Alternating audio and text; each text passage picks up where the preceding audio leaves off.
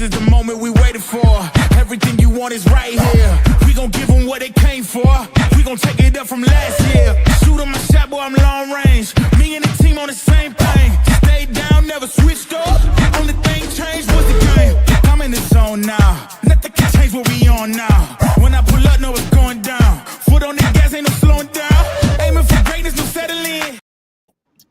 What up, what up, what up? It's your boy Phil, all caps, and I am chilling with my guys, Apollo Reed and Mr. Diehard Eru himself. And I'm going to get it out there mad quick and, just clear as day for all of y'all. Us three, we're on the struggle bus right now, all right? Eru is literally driving the struggle bus home right now. Apollo's been fighting something for days. My little man and both of them were all over the place last night, so I'm maybe on like 2 hours of sleep right now. So we even said, we're going to have some fun, but we ain't going to be on super, super late. And we might be a little bit slow when it comes to like how we respond and, how alert we are and making sure we respond to the comments in the chat. But we appreciate you all for being here this off-season episode. And this will be our last episode until something big happens. Right now, things are slow, so we're not going to force anything. We're going to wait to see what unfolds and kind of go from there. But I want to give a shout out to everyone that's in the chat right now. I see my guys from the Nick of Time show. I don't know if it's Fritz or if it's Jay Ellis behind the ones and twos, but shout out to them. Shout out to my brother from another mother, Lee Escobedo. Shout out to Walter Blackman in the building. My whiskey compadre, Prezi the boss, is in the building.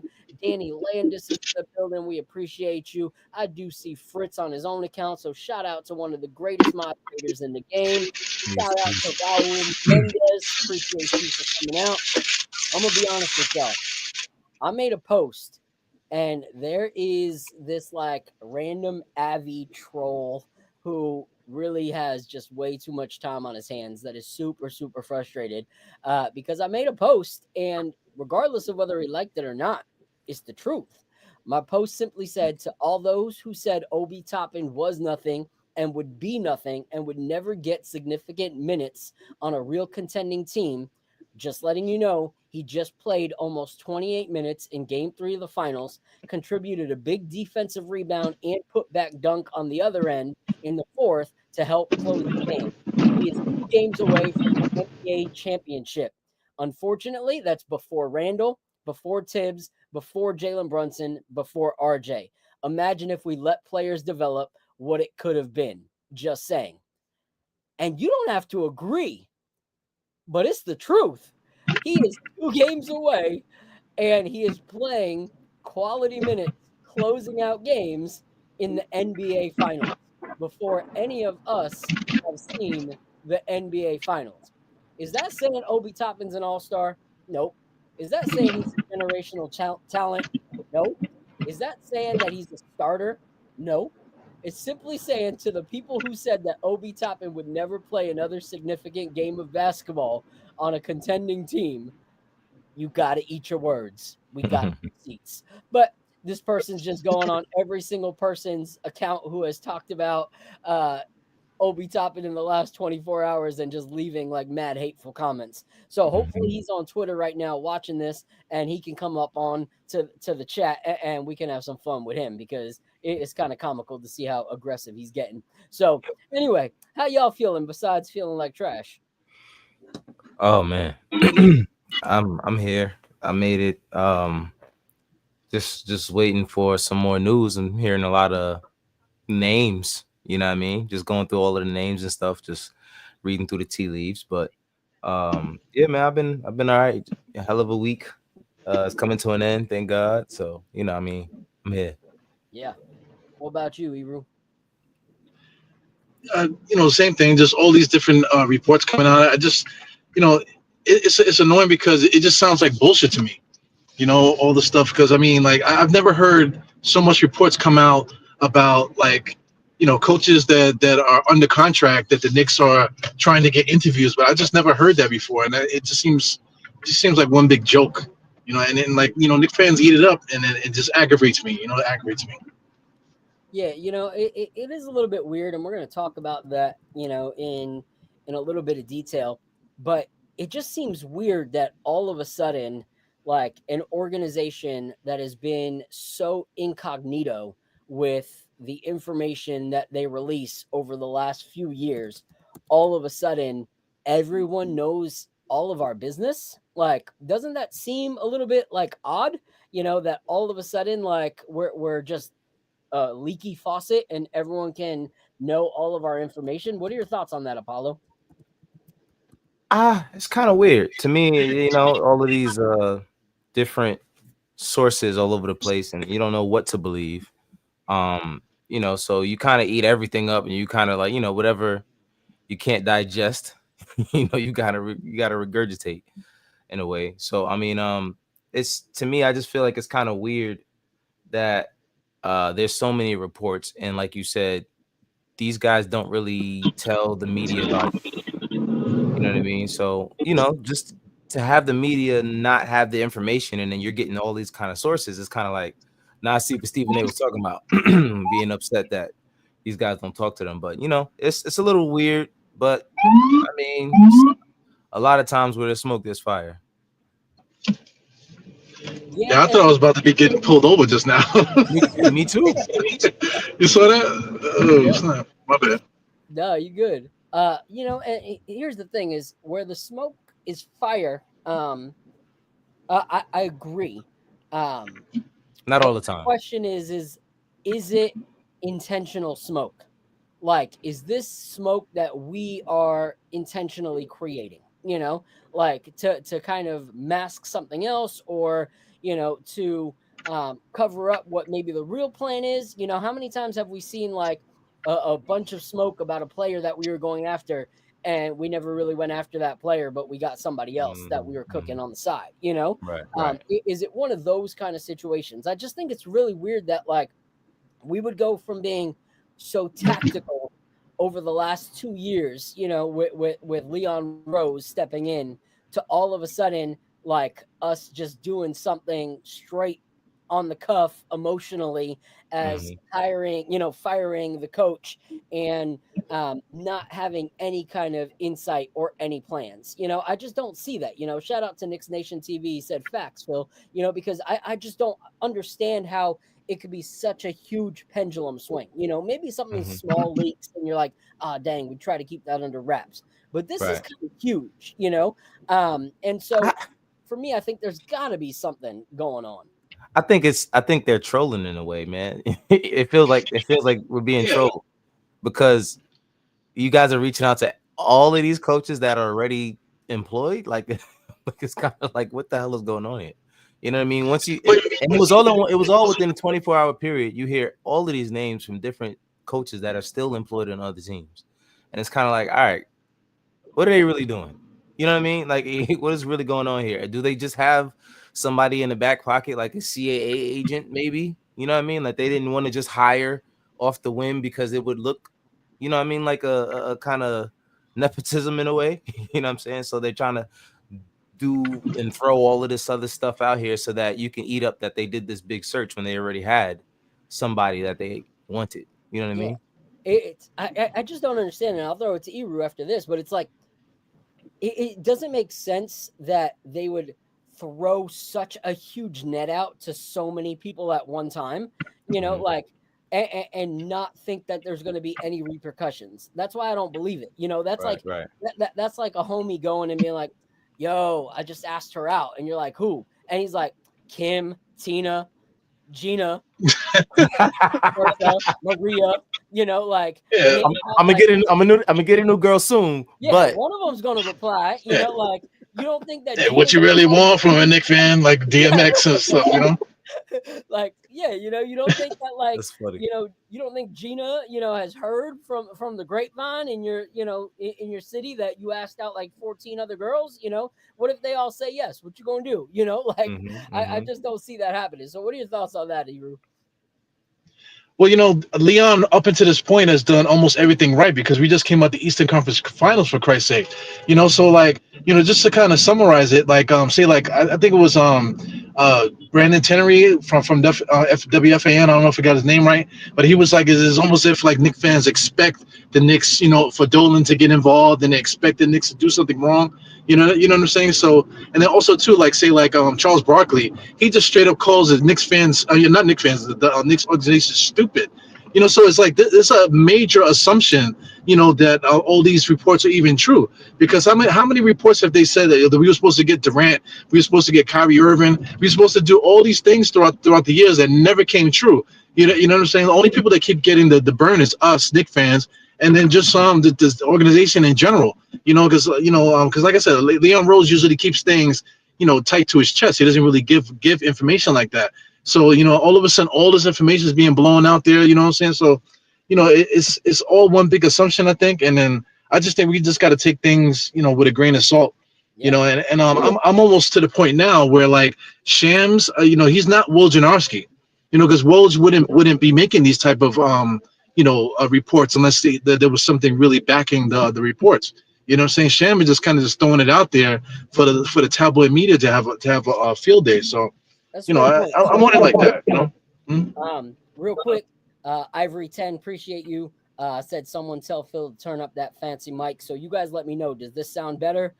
Does it need to go up a little more? Ivory, let me know also a little more. Keep going. Right. Keep going. Check. Keep going. Check. Turn my headphones up. It's not moving. Check. Let me check the little settings here and see what's up. Check. Yeah, it's getting a little better. Oh, hold up. It took my main mic off, so let me put Okay. I was like, why is it not going up? Check. Oh, well. Yeah, turn it down. Check. There you go. All There you right. go. Yeah, for some reason StreamYard put it on my MacBook, so appreciate you. Thank you so much, Ivory. Yeah. You know what's crazy? Yeah, Tori B. I couldn't agree more. Shout out to Tori up in the building. I couldn't agree more because this is the thing that bothers me with Shams right now is because I liked Shams when he first started taking over. And I was excited for, a young face to get an opportunity, as Woj stepped out, someone to step into this position. But he's starting to do things that are just like straight up Knicks for clicks type things, like talking about how, I heard on the rumor mill that so-and-so, hung up on him or said F no or this, that, and whatever. It's like, is that real like media? Like just say, hey, I heard through the grapevine that teams didn't respond well. Like you're trying to say things in a way that are going to get, like the clicks, that are going to get the retweets, that are going to get all that stuff. And I just don't like that. Like call it as it is, like Woj did. Woj played worked as a professional, like that's why he was so respected. It's the difference between some content creators that are solely like fighting on Twitter all day and like cursing people out, as opposed to like Ian Begley. One of them is going to be a respected reporter. The other is going to be someone that you continue to pass by and you kind of laugh when you see their tweets. But this is the thing that's bothering me about media right now, which makes me go, this doesn't make any sense. It's because we're the Knicks. It's a few weeks ago, the media, the analysts all talking about Tibbs' stubbornness, lack of adjustments, this, that, and whatever, like cost us the Pacers series. We let go of Tom Thibodeau, and all of a sudden, it's, hey, the Knicks are dumb. They just let go of the guy who took them to the Eastern Conference Finals in the first 25 years.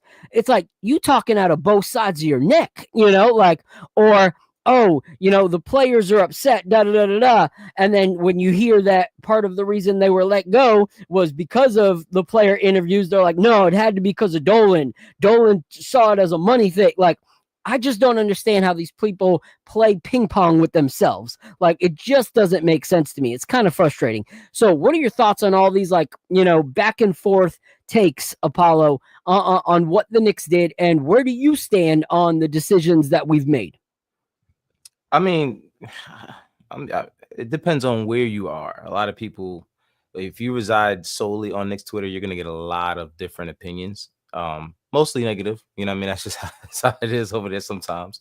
But the way I look at this, the move to, I guess, fire Tibbs. I can't sit here and say that it was a terrible move, because there's people who, like my wife was asking me about it. She was like, how could you guys fire somebody that finally got you guys to the Eastern Conference Finals in 25 years? Now, objectively, on the outside looking in, it's easy to say that. You know what I mean? Because you don't know. You don't know what it's like to be a Knicks fan. You know what I'm saying? Like to see these kind of things, and to actually watch these games night in and night out, and to see the things that frustrate you.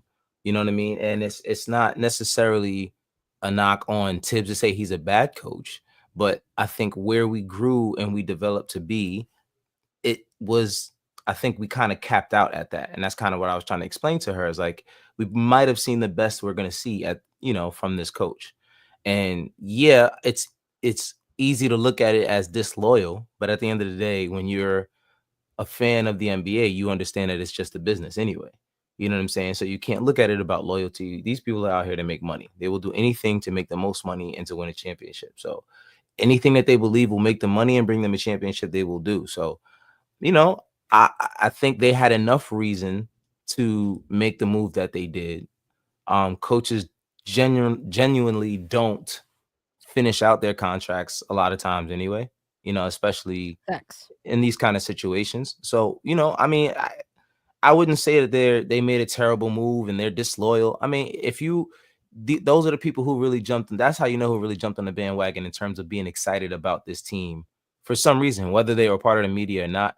Because if you are just now getting excited about this team, that means you just now started watching. You just started watching a lot of those plays where there could have been a lot more action going on. You know what I mean? You're not seeing that. You came on this year and then you're just looking at all that we did and you're saying, oh, this is a really, really good team and they're doing this. Is like, no, but there's some things we've seen for the past couple years that haven't changed. You know what I mean? So I think it was about time to make that move. He deserves to feel, Tibbs deserves to feel however he feels about that. I would feel kind of like, devastated if I got fired. You know what I mean? After getting the team that I wanted to take to the finals, at least to the Eastern Conference Finals, and first time since 2000. I would feel that way too, but it's a business and there were things that needed to change. And it was, we talked about it the last time we were on, a lot of similar things to Golden State in that situation that they were seeing, and they couldn't make those moves with the coach that they had, so they had to make a change, and it worked out for them. A lot of times it doesn't work out, but they trusted the staff. I mean, the players that they had, so they just went out and got a new coach. Yeah. And before I throw it to Eru, I want to shout out some people in the chat that showed up. Eric Stinson Sr., appreciate you for being here. Shout out Ivory 10, giving some dope takes in the chat. Tori B, appreciate you. Nostalgic Nick, my guy, appreciate you. My guy Shoquan up in the building, appreciate you as always. Wolverines 1986, appreciate you. He said, run it back with a new coach. Tib cost this title contending roster a trip to the finals. Couldn't agree with you more. MC Sports, appreciate you for being in the building. Shout out to Brandon Williams. Yes, Tibbs should feel bad about getting $30 million for doing nothing the next few years. Here's the one thing I'll say. The problem is with a lot of Knicks fans over the last few years is they become so loyal to a certain person on the team or a certain coach or something like that they got goggles on, like straight up Tibbs goggles, straight up Randall goggles, straight up RJ, like whatever goggles you got, those are the goggles that you see everything through. And no matter what that person does, you look past those flaws, but you can point out everything else, every other kind of flaw. You had that with the Randall stance, that would talk about, these players and, oh, well, Obi Toppin's not going to get minutes because he doesn't defend. And you're just like, hold up.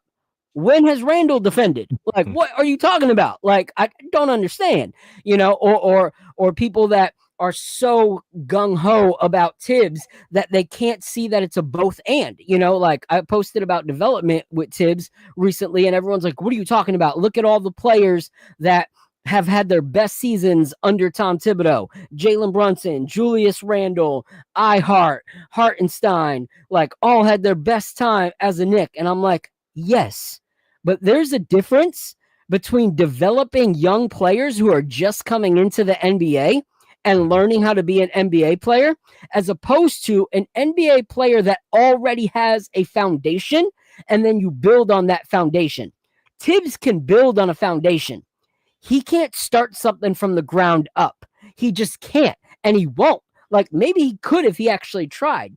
But what actual rookie are you looking at and going, yeah, Tibbs really made this guy a star? Like, didn't really happen much. Like, the young players that he had, they already came in the NBA supposedly going to be a complete problem, like Derrick Rose. Like, that wasn't something that Tibbs created.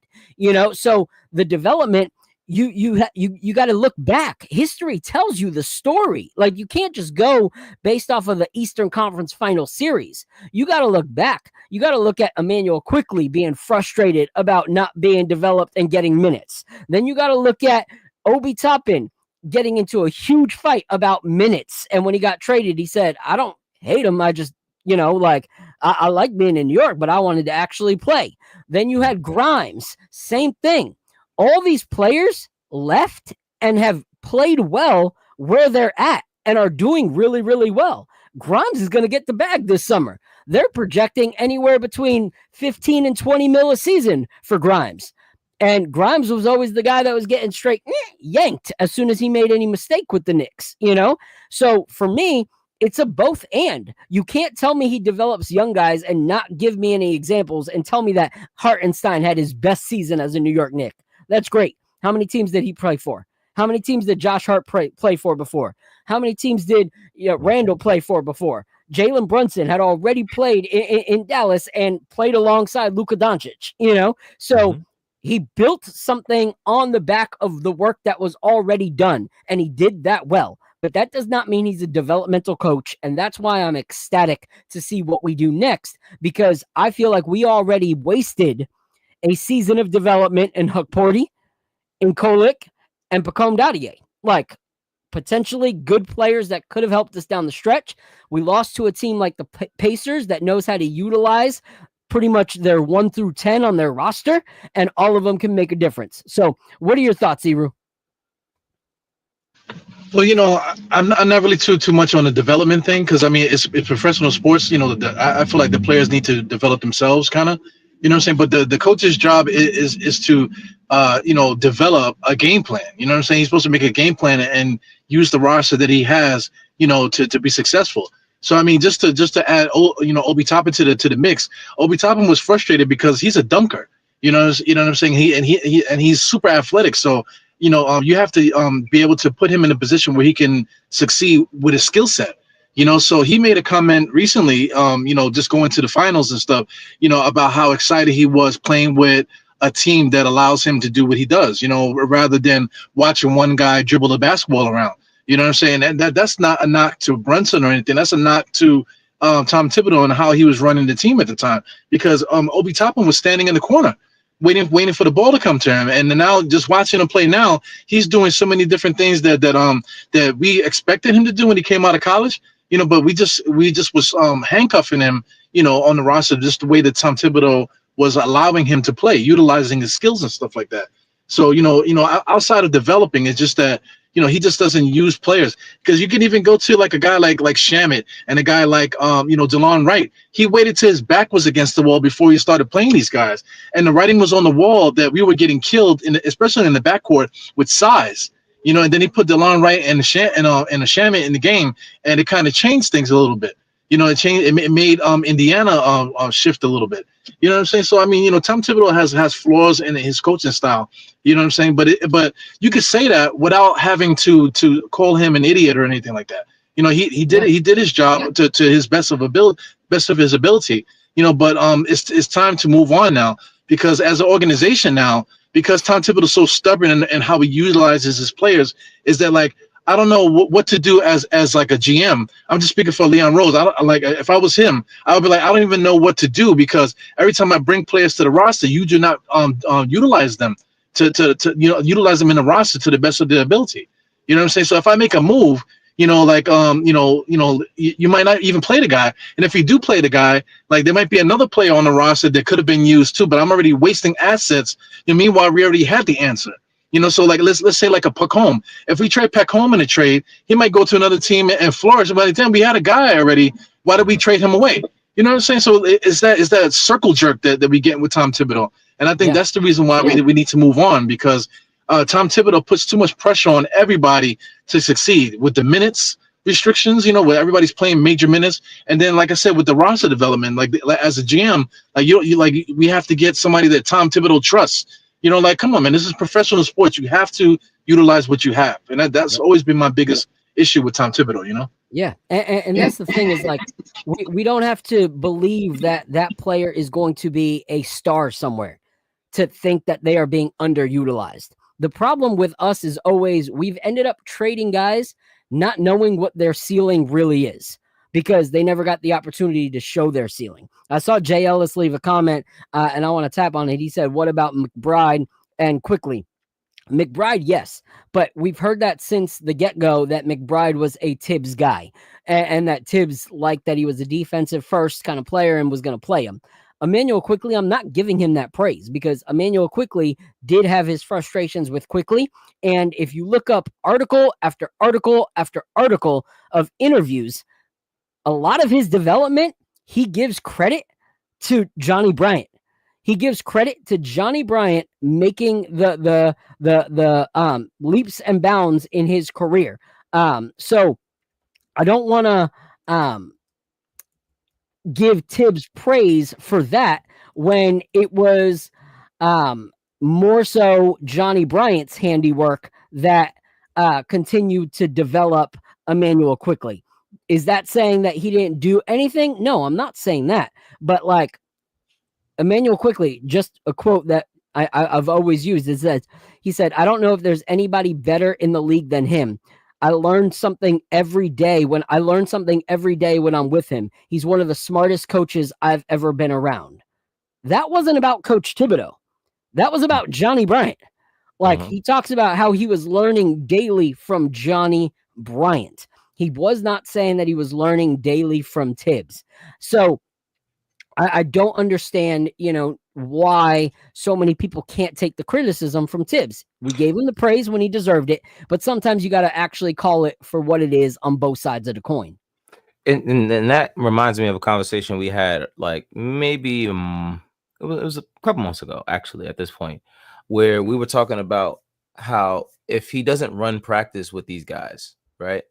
How and you want the young players to earn your trust and show them and prove to them that you can actually give anything to the team. If you don't give them the opportunity to play, and then you don't practice with the guys and don't run them with other guys in practice in terms of scrimmaging, then how do you ever see what they can actually give you? You know what I mean? It never made sense to me that they talked about how much they don't run scrimmages as much as other coaches make them run scrimmages. And I'm like, well, that shows a lot of reason why he doesn't play these young guys, because he doesn't get to see what these young guys can do against these actual starters that we have on the team. You know what I mean? I'm sure he sees them practice. You know what I mean? I'm sure you're in there doing drills, but how can you really see what a player can give you versus competition through drills? You know what I mean? So and we're going to talk about that a little, because it came out today or yesterday that one of the things in the player interviews that they were upset about was that they didn't really run scrimmages to learn how each other played and figure out what things that they can improve as players, and that a lot of the players found that as weird. And so when I hear that players found that as weird, that makes me go, okay, that's got to be some of the new blood over the last few years, because Jalen Brunson has already played with Tibbs. He knows that Tibbs doesn't scrimmage, So that was one thing that struck me as really, really odd, was that the players were talking about how they didn't scrimmage. And then they also talked about how they didn't run defensive scenarios to try and figure out in practice how, they would handle certain situations. So where's the coaching coming from? Because what Tibbs would always say is, let the game come to you. So during the game, it's the game that's speaking to you and telling you what to do. So wouldn't it have to be in practice where he's telling you what to do? Oh, wait, you don't practice. You don't scrimmage. So where is the coaching actually happening? I don't understand that. That is frustrating. That makes me go bonkers to think about. But we're going to move to another part of the show and then continue to talk. But you all know I'm a whiskey head, and that's why this show is the Knicks Nightcap. And week in and week out, Apollo and Eru will try samples that I send them and kind of see if they can taste the tasting notes. And since last season to now, they've kind of gone from I have no clue what this is to actually being able to enjoy the whiskey and be able to point out the tasting notes. And it's a beautiful, beautiful thing to see, like when you drink it right, what you can find out. And so one of my favorite distilleries has been a brand from Nashville called Nelson Bros. It is a really, really cool spot, has a lot of history. And years ago, I found a friend. I was at a friend's house in North Carolina. It was my guy, Anthony, known as the Bourbon Whiskey Library on TikTok. And he was like, yo, what do you want to drink? And I'm like, bro, like, I trust you. He's like, anything's available. So I saw that he had the limited edition, and they weren't popping up as frequently then, but a limited edition Nelson Bros honey cask. And I'm a huge honey cask fan. So he let me crack it open, and oh my gosh, I was on cloud 9. I searched for that bottle for almost 2 years before I finally found someone that would trade for it. And the reason that I had to wait so long is because on secondary, the bottle was going nuts and I wasn't going to pay for secondary prices. So I finally got a bottle that I was okay moving, that they were willing to move it for the same price, and we traded, and I was ecstatic. So my family, as we're traveling through Nashville a few weeks ago, I hit up Nelson Bros. They were so gracious to have me over, give me the full tour, the history of the distillery, allow our family to kind of just enjoy the whole process. And while we were there getting ready to have dinner, we met a guy named Mike Wolf. And I look, and Mike Wolf has, these credentials, had a podcast called the Liquid Gold Podcast. But he starts talking NBA with me. He sees my Knicks hat, and we just start talking NBA. And I'm like, holy cow. I search a lot in the whiskey community for guys who can talk ball and not just be like, yeah, I used to watch it back in the day with my dad. I'm like, no, who watches it now? And he just had a great knowledge of the game. And he's a Nuggets fan, but he has watched the progression of the Knicks, had such great insights of this team and what he's seen as an outsider. And I was like, bro, we got to have you on the show. Let's talk Knicks. I would love the opinions on everything that we're going through as a team from an outsider's point of view, because so many times people say that Knicks fans that create content are biased, this, that, they don't know what they're talking about. But then when you hear it from the lips of a different fan base, you kind of feel justified a little bit, and you kind of love to hear it. And he was also gracious enough to send us an awesome bottle that we are going to share with you guys on the tasting notes. So I'm going to bring my guy Eru back up. And without further ado, I want to introduce everybody to my guy, Mike Wolf of Nelson Bros Distillery. What up? What's going on, man? How you doing, bud? Good to see you. Good to see you, bro. This is these are my co-hosts, Mr. Apollo Reed up there, Mr. Diehard Eru to your left. How y'all doing? How you doing, man? Nice to meet you. Good to meet you guys. Yeah. So my background's not as cool. Oh no, man, it's great. It shows that you're at work and still carving out time to be part of this. So we truly appreciate that. Mm-hmm. Oh, you bet. Yeah, we got supper club going on here tonight. We do it every Thursday night. So we're just kind of winding down. There's some jazz. I don't know if you hear the jazz in the background, but yeah, we're just winding down, and I'm gonna enjoy some whiskey to you guys. So cheers. Cheers, brother. What do you got in your glass? So this, I pulled out some Blackbriar just okay. Since, we might talk about some of that, but yep. But that's yeah, awesome. man, it's good to be on with you guys. You Super too. cool You show, too. And yeah, I was really enamored with that Knicks team this year. It was really cool. Yeah, we're going to talk about that. But before we do, I like to talk about a little bit of who we're talking with, you know, so that people can get a little bit of an idea. Some people in the chat are whiskey fans. Some are experiencing it now through the show. Some people are like, nah, I'm gonna stick to cognac, you know, and I'm like, all right, 1 week we're gonna get through to you. But I want to ask you, like, where did your like fandom for whiskey start? Like, obviously, you know, everyone has their first drink, but where did you actually like start to enjoy whiskey to a point that you were like, I want to actually be part of this industry. I actually want to, you know, commit to this and see what happens. Yeah. So, you know, growing up in Colorado, mostly and camping, there's always like a little bit of whiskey you might take on the camping trip. So it kind of started with that for me. And then honestly, when I got to the South, you know, I was born in Charlotte, North Carolina, and was there for 6-7 years. And then, but I've been here in Nashville, Middle Tennessee here for about 14 years, 14, 15 years, something like that. And it was just being here in Nashville, and like on a warm summer night, like you walk outside and the air just smells like bourbon. It's like you can smell it. So it's once I was here in Nashville, you know, was drinking a little bit more whiskey, and was working at a cocktail bar that had some really awesome whiskeys, and then went to open Husk here in Nashville with Sean Brock, and was a part of that whole project. And before we opened the doors at Husk, we got our hands on pretty much every bourbon you could get. We had a huge bourbon list. That was like, once we got the liquor license to open that place, we just flooded it with bourbon, and we filled up the entire bar with pretty much every bourbon that you could get, and had some really special stuff. And so that's when I really started to get into it. And all the different styles, mash bills, and all the different stories too.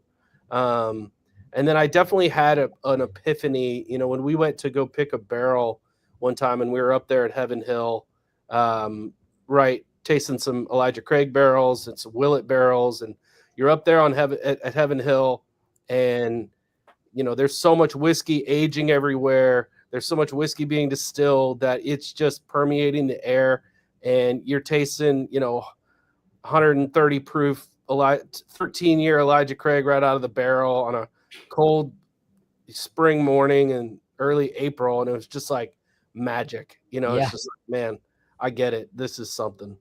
That's awesome.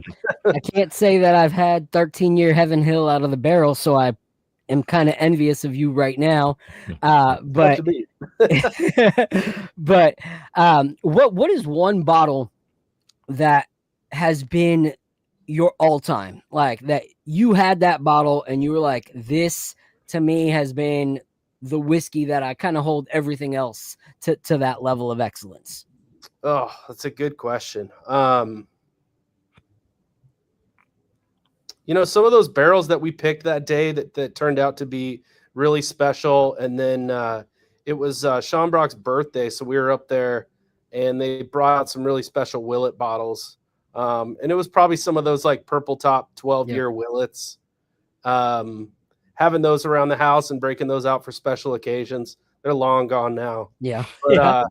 But those were really special, and those are like bourbons I feel like you can, you know, that's a high mark. Yeah.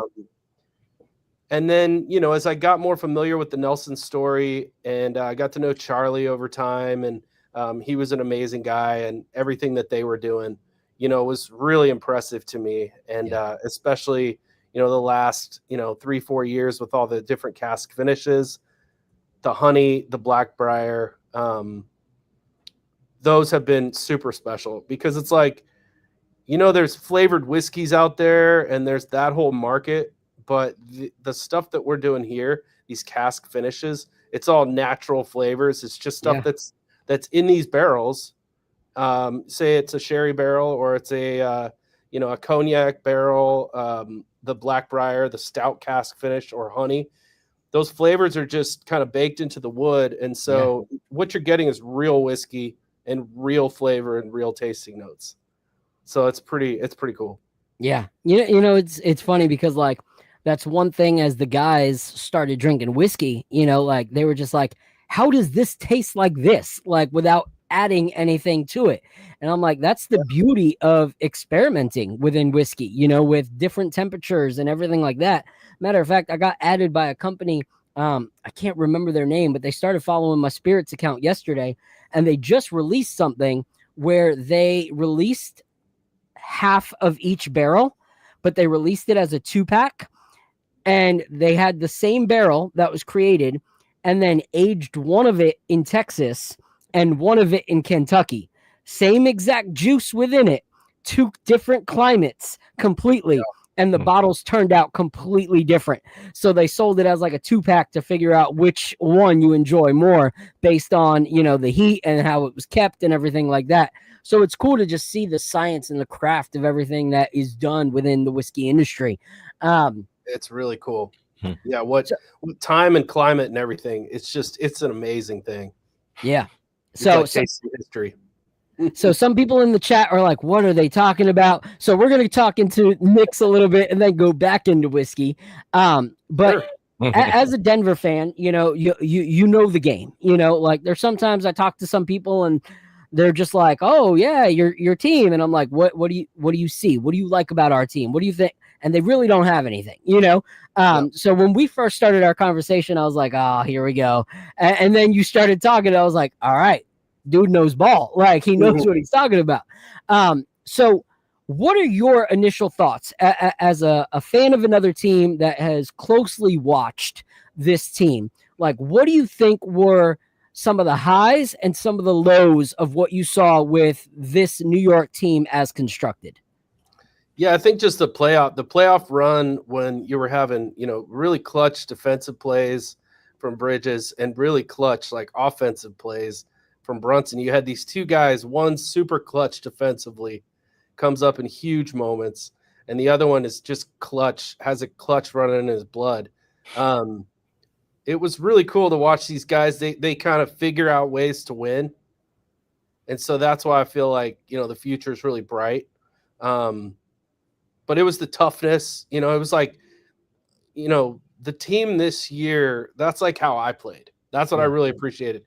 Like I was like, 5'9" point guard in high school. We had a really good team, but it was like, it wasn't about scoring for me anymore. We had scorers. Like I had to like distribute. I had to guard, usually the other team's best player. I was like the defensive guy, playing hard nose.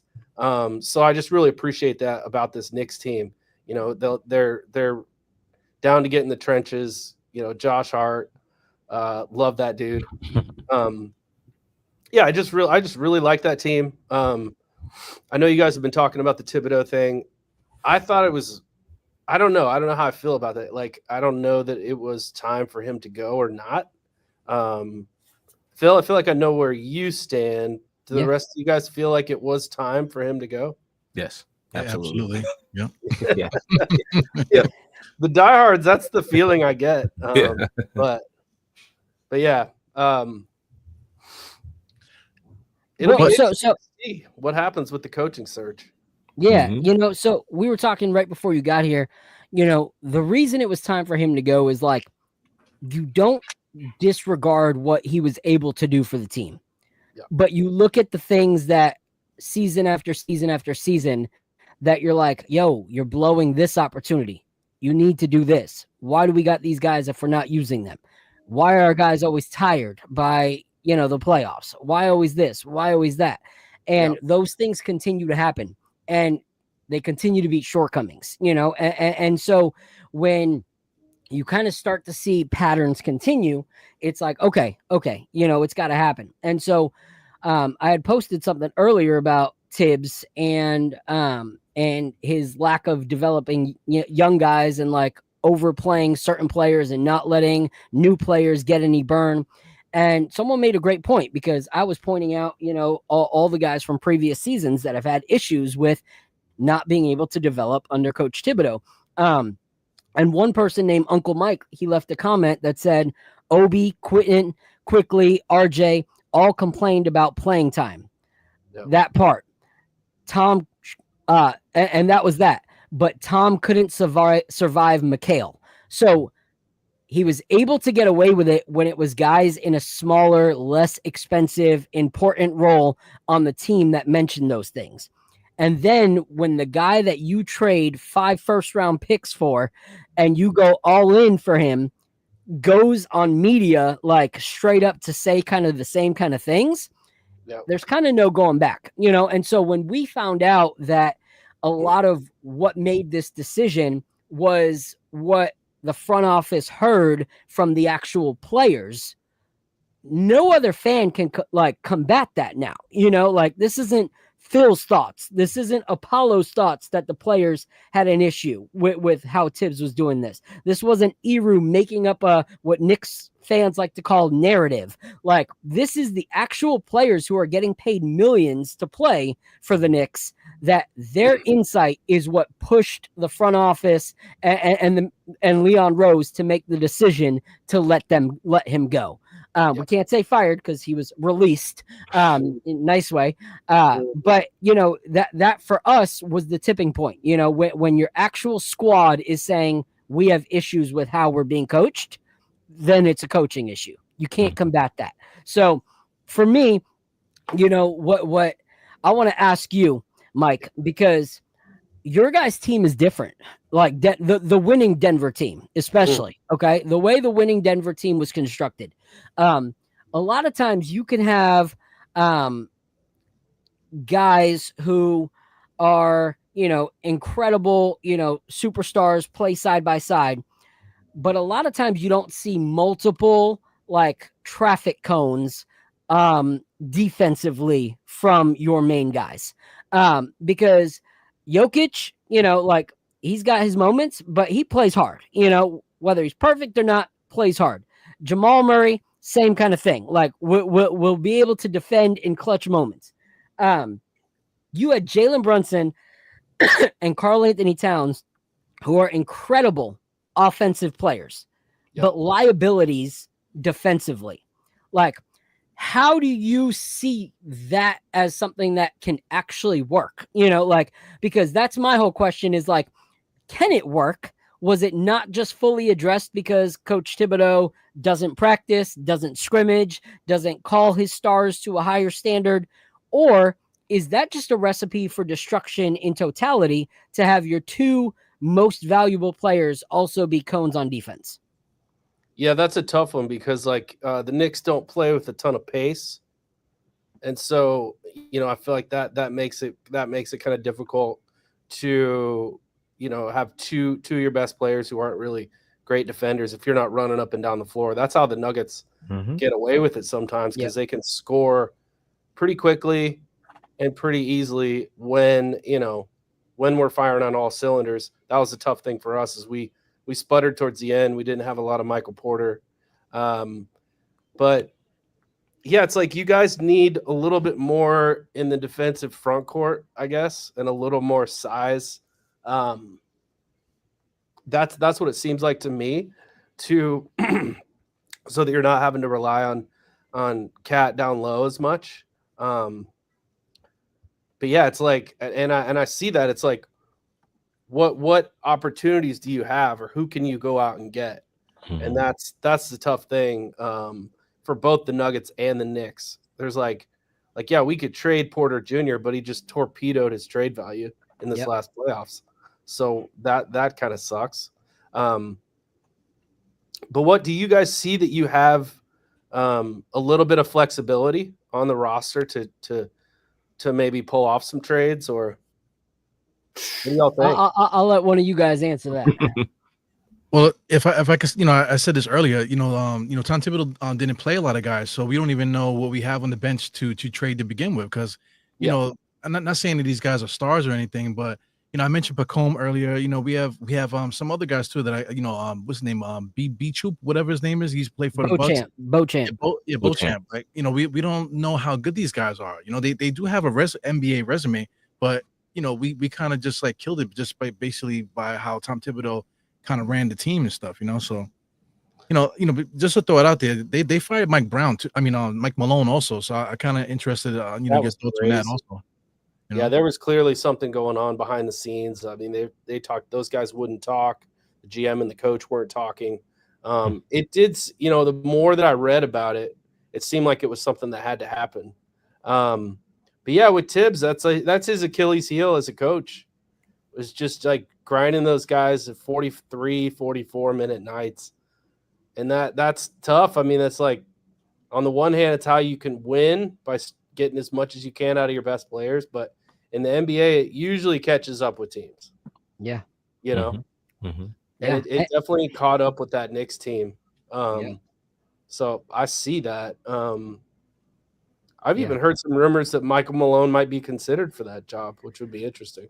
I've heard that too, and we've talked about that. That to me is stupidity. To go from, Will Ferrell to his co-star and Step Brothers, like those two are one and the same, in some of their stubbornness and their old school ways of doing things. Like, I don't want that. But wasn't that one of the things that they dealt with? He didn't play one of the rookie. He was playing Russ over the rookie. Yeah. What was his name? I forgot the guy's name. But that was kind of the same kind of situation that everybody was complaining about with Tibbs. So it wouldn't really make any sense. But at the same time, Mike Malone won a championship. So but he got fired and nobody cared. Nobody talked about it. He got fired right before the playoffs. Now Tom Thibodeau gets fired after the playoffs, and we clearly have a lot of problems. But it's like the worst thing that could ever have happened. But Tom Thibodeau didn't win a championship. Mike Malone is the one that won the championship. How come there's not a big uproar in that situation? But everyone's talking about our situation. Yeah, I mean, one thing I saw about Malone that I was impressed about was that he improved as a coach over time, which you don't see that a ton in the NBA. But I feel like he, I guess it was before the bubble, he was a little more stubborn. In the bubble and coming out of the bubble, it was like he sort of realized that he needed to rely on different people. He needed to be flexible on his schemes and thinking quick as a defensive unit.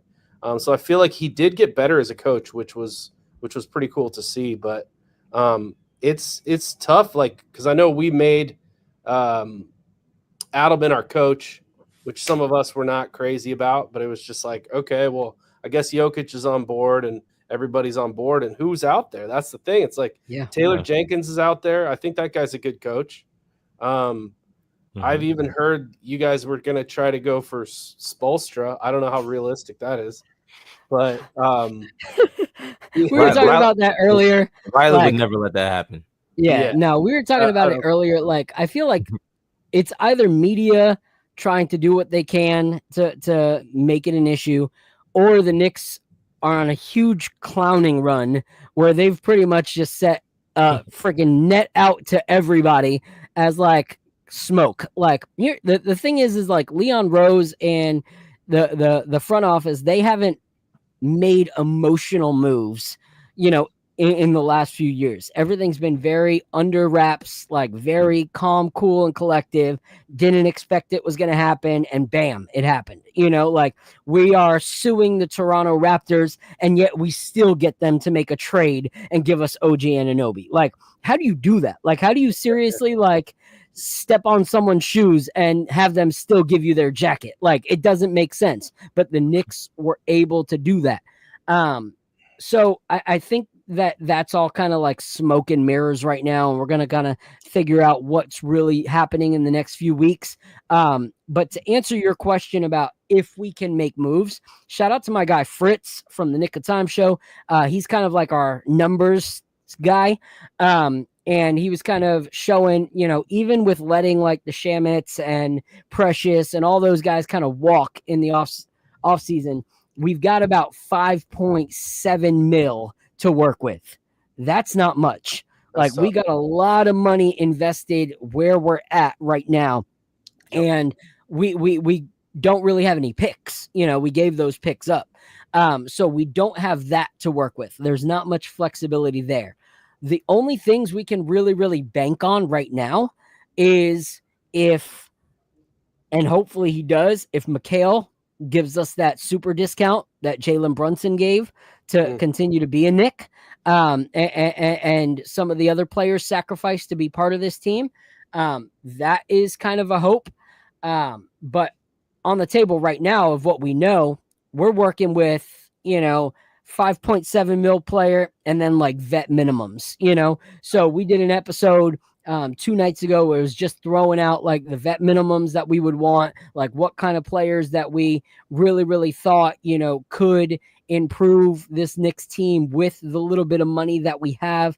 And it was a fun episode. So if anyone's watching that has not watched that episode, check that one out, because there was a lot of names thrown around, such as bringing back Bobby Portis, which probably won't happen because we treated him like crap and Milwaukee's treated him great. So that's probably not going to happen. But names like that, names like I like Mo, that. He's a tough dude. He is. Yeah. Players like Mo Wagner, players like on a vet minimum, getting Seth Curry in to hit some threes off the bench. It was just a cool episode. It was a lot of fun. But yeah, we don't really have much that we can work with right now. So we're kind of banking on this coach change being kind of a culture change for the Knicks, which honestly might even, some people think it's going to cause friction. Some people don't really think that Jalen Brunson was completely on board, and feel like he might have been taken by surprise with Tibbs being let go. I think that's crazy. Like, to actually think that your like star player that you're building upon didn't get notice until it was like announced, like especially with Papa Brunson being on the coaching staff. I don't believe that. I don't believe that some of his best friends spoke out about issues with Tibbs and he didn't know about it, because it wasn't the bench players that were talking. From Ian Begley, the reporter for the Knicks, from his interviews, it was the main guys.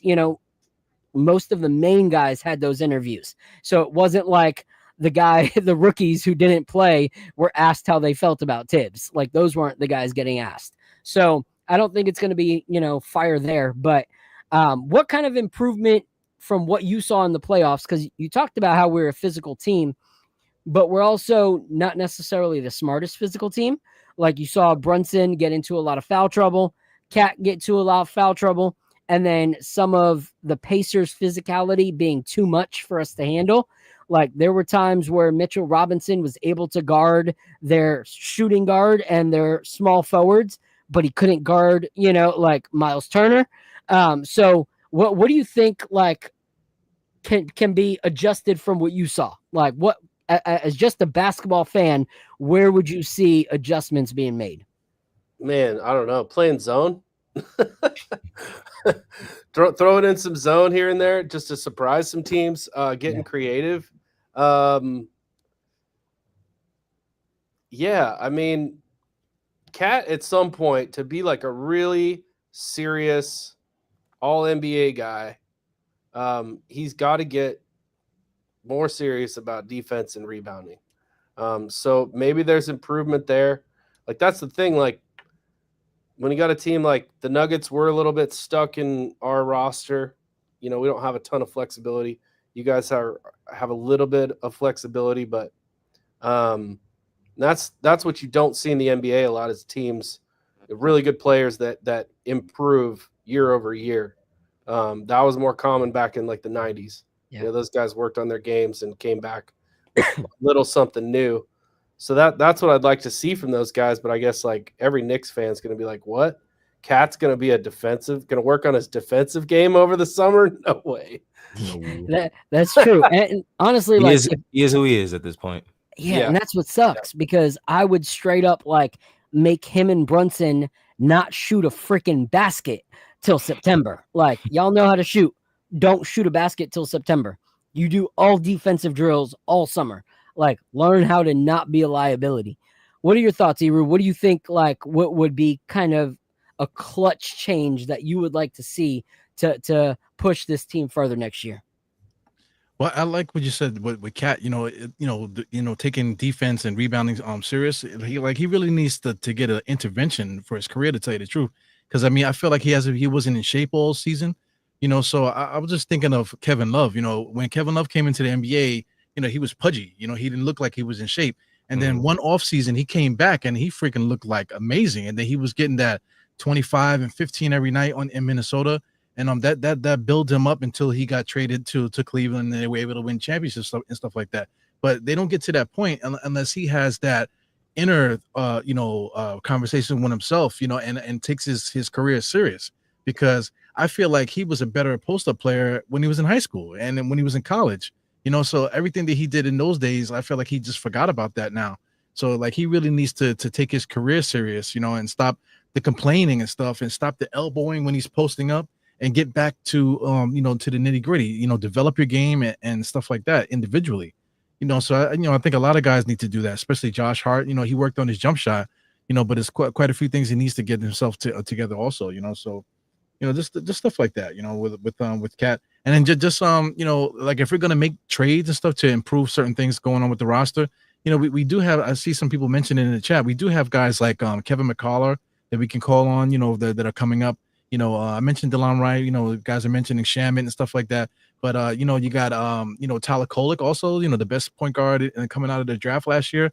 So we do have talent on the roster that we could use, that we're going to have to use in big spots. Going forward, if we're going to try to cheat and make a trade to get somebody in here some kind of way, or whatever we do, So I'm optimistic how the Knicks can improve, but a lot of this stuff is going to have to be, soul searching between certain players, Yeah.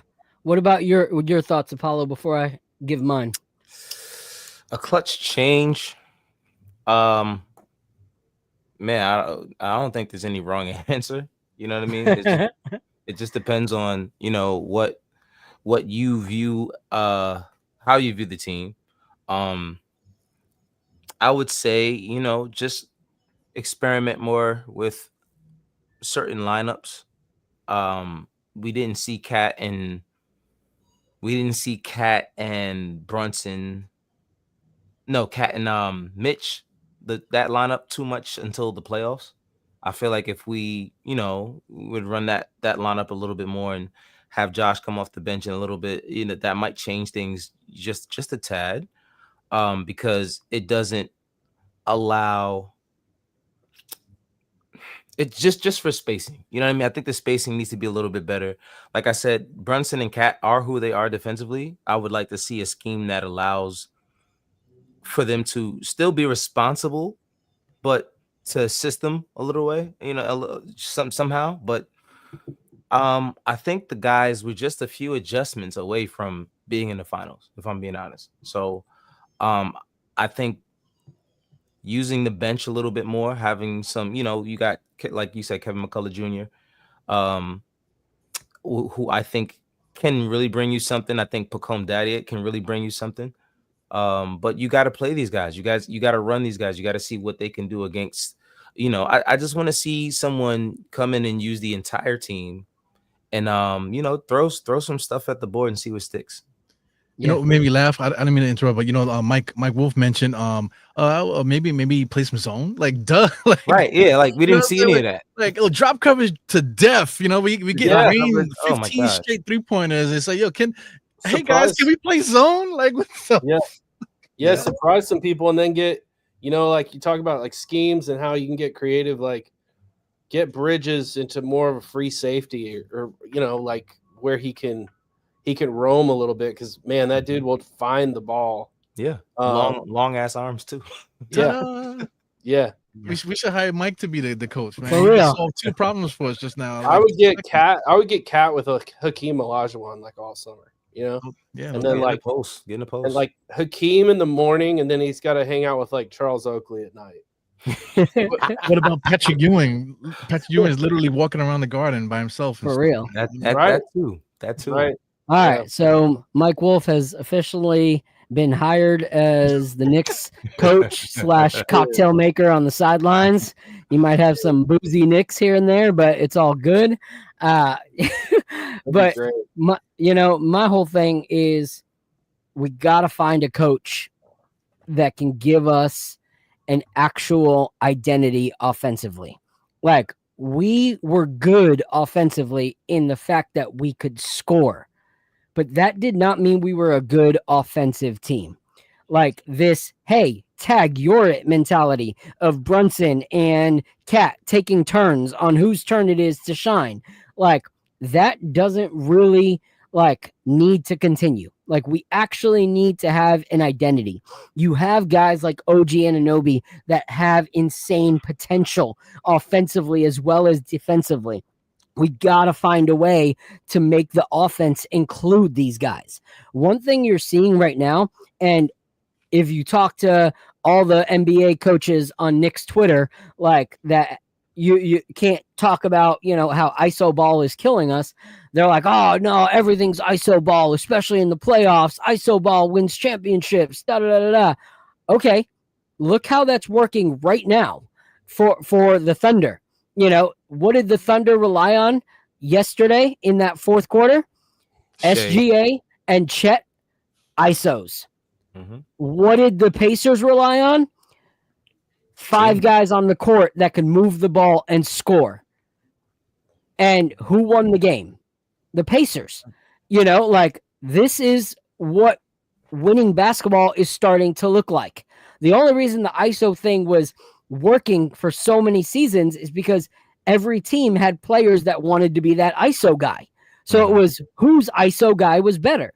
But you've seen in this Pacers team, at first I was just like, oh man, it's coaching or this, that, or whatever. But when I look back now and I see how the Pacers are playing now, and then I look how they're playing, we kind of lucked out. Like there's some games that we shouldn't have even been that close with how we were playing compared to how they were playing. They were the better coach team and the better whole unit. We were a bunch of players on the court playing against the Pacers. They were a team playing against the Knicks. There's a huge difference. And so for me, that's one thing that I would want to see moving forward is that whatever we do, however we keep the roster, however we change the roster, that it's actually a roster that flows, actually a roster that can play basketball together instead of each person playing their individual game. Because that's just like street ball. Sometimes it works, sometimes it doesn't. That's not a winning recipe, though. So that's my thought on that. But before we go, I want to give a shout out to some of the people that have showed up in the chat. Shout out to my guy, Keith Turner. Shout out to Killer B. Shout out to Buzzer Beater, Sherwin. Appreciate you. Sometimes we see eye to eye. A lot of times we don't, but I still appreciate you being here week in and week out. Shout out to APAP. A lot of people showing up, so we appreciate all you guys talking in the chat. Crim's Dad, appreciate you as well. The David Smith, always good to see you back in the chat. Great takes, Knicks fans, 18, appreciate you as well. Let's scroll up, see if I see anybody else that's new that I haven't given praise to yet. No, but I appreciate you guys all for your takes. I see you guys going back and forth. Let's try to be respectful. But to me, it doesn't matter how long you've been in the game. It doesn't matter if you've arrived as an all-star, all-NBA player. There's always ways to improve.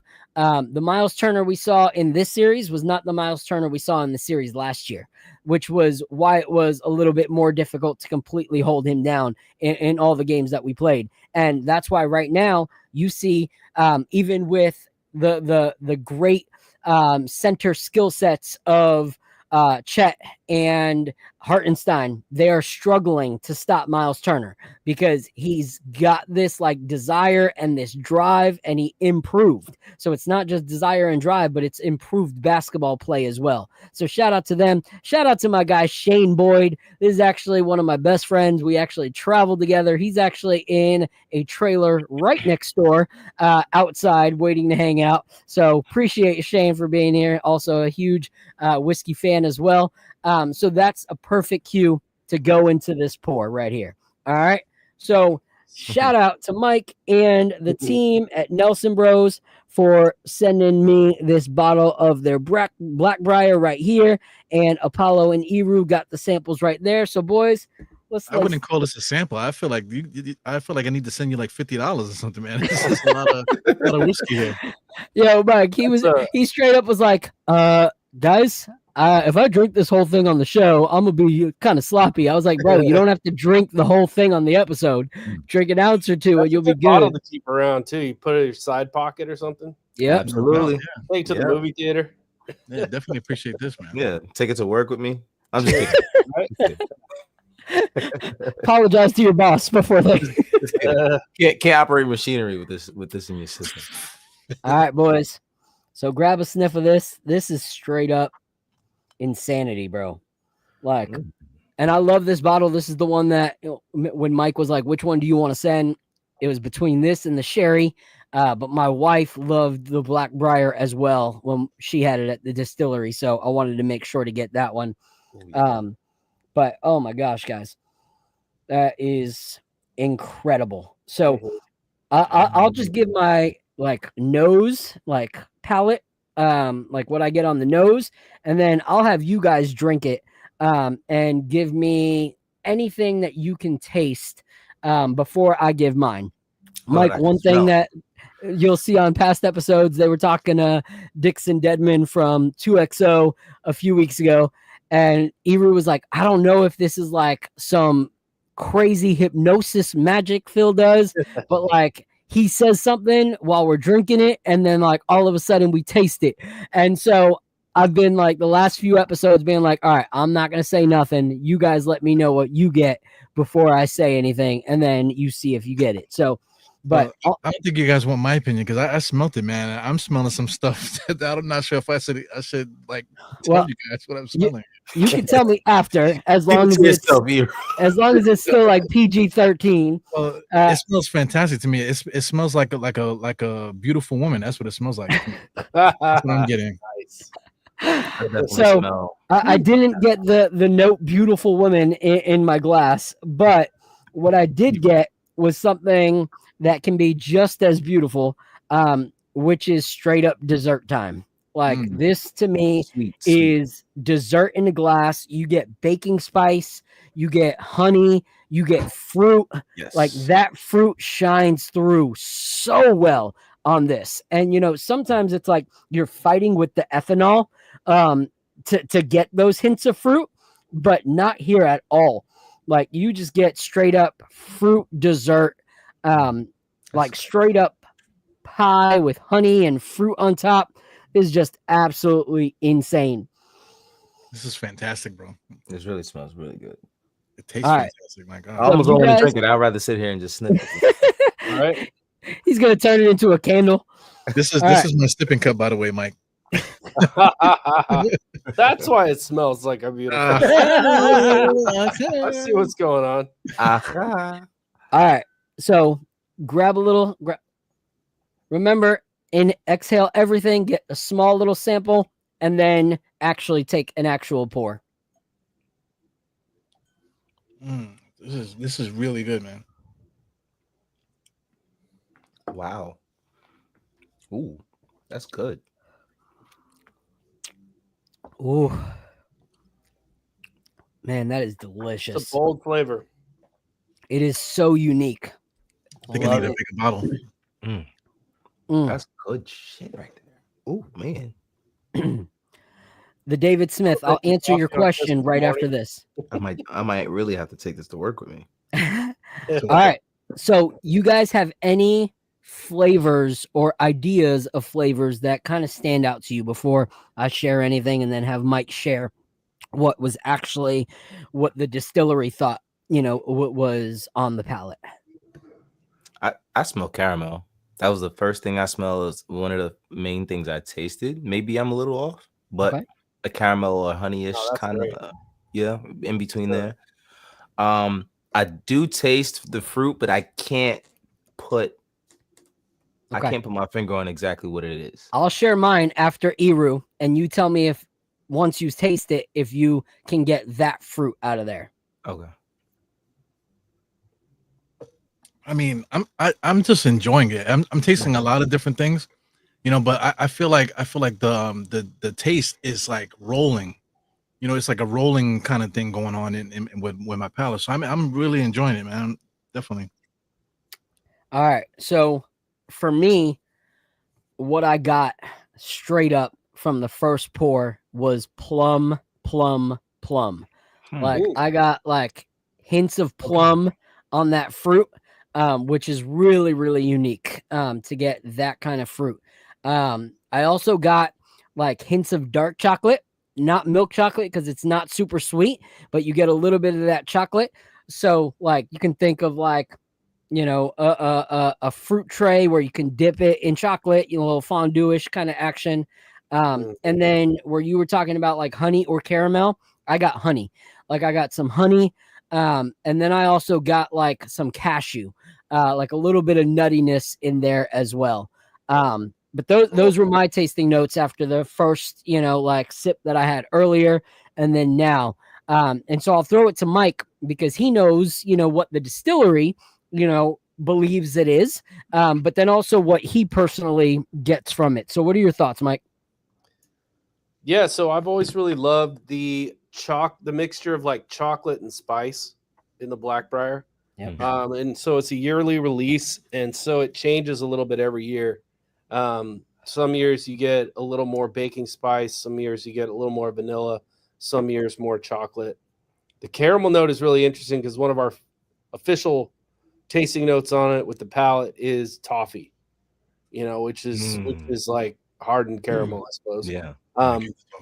So that's a really good one. Toffee. You talked about the nuttiness, and pecan is definitely a note that comes through for a lot of people. We talked about like dark fruit, dark cherry is another palate note that we talk about a lot with this particular release, this iteration of it. And then some fun stuff that we got like on the finish, as you sit there, you kind of linger over it. Was like the black tea notes start to come through, like that's like that complexity. Yeah. We're like, man, there's a lot happening here.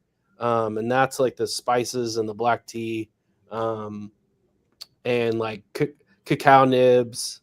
And sometimes it's like strong black tea or coffee. And this is an amazing whiskey with coffee. We make a drink for brunch for the restaurant and bar where we make like an Irish coffee with the Blackbriar called the Blackbriarish coffee. And it's a good bit of whiskey to coffee ratio. It's like a fair amount of whiskey, some coffee, and then like a good thick layer of that cream on top. And then great cinnamon over the top, and it's insane. That's awesome. Now I know how I'm gonna get it to work. Thank you for that. Yeah. Do like an Irish style coffee. Yeah. With the cream on top. Yeah. I'm joking about taking it to work, but I'm gonna try the coffee thing. Well, Father's Day is coming, man. So I'm gonna save the rest of this thing, and I'm gonna be freaking wired on Father's Day. Absolutely. What's crazy? What's crazy? I don't get it as a tasting note, but what I feel when with the finish is like it's one of those finishes that makes you keep like smacking your lips and like getting those flavors off of it. Yeah. Reminds me after like eating a good powdered donut, like how you can constantly keep going because there's still stuff there and you're trying to just like get it out before you take your next pour. This is absolutely delicious. My guy JM3000 just asked, where can we buy? So is this distillery only right now? Is it available on the website, Mike? The Blackbriar is distillery only right now, but there's going to be a lot of stuff added because now we're shipping to almost like 35 states. We're working with a third party, Flaviar, and we're able to ship from our website to most of the states in the US. We are going to be adding honey cask to that to be able to ship that. So that's coming soon, and we'll be adding some of the distillery exclusives because the shipping program has been really good just to get us out there a little bit more. Awesome. So yeah. So Jay, stay looking at Flaviar.